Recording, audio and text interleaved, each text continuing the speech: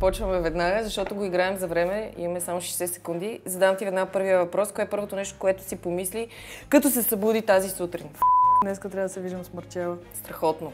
Опиши... Невероятно. Изнерви ли те това? Да. Как изглеждаш, когато си изнервена? Покажи ония злия поглед, дето пронизва, убива. Много ме е страх от нея понякога. Какво закуси тази сутрин? Яйца. Яйца какви? Варени. Как ги приготви? Много добър въпрос, благодаря ти. На пара ги приготви. Колко си висока? Бързо. 1,70. Какво най-много мразиш да те питат по интервюта? Какви са ви бъдещите творчески планове? Имаш ли такива?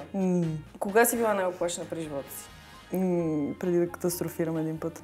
Преди това помниш ли си? Не, в смисъл не преди, ами по време.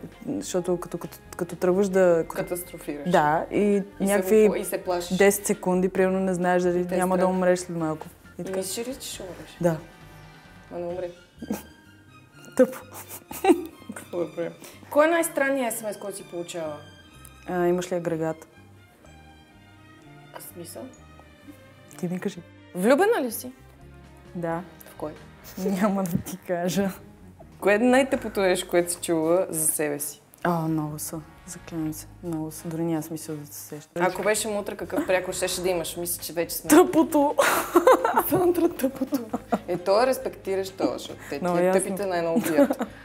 Кога те е боляло най-много физически? Физически? Ами след някаква операция, примерно. Имаш ли психически травми? Имам, да!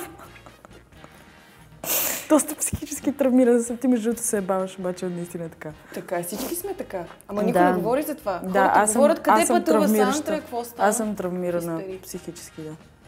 От какво? От детството ми е всичко. Кажи нещо много тъжно, весело и приповдигнато. Всички ще умрем. Много ти благодаря, че беше в High News. Страхотен разговор се получи. Ставаме ли? Добре. Ставаме.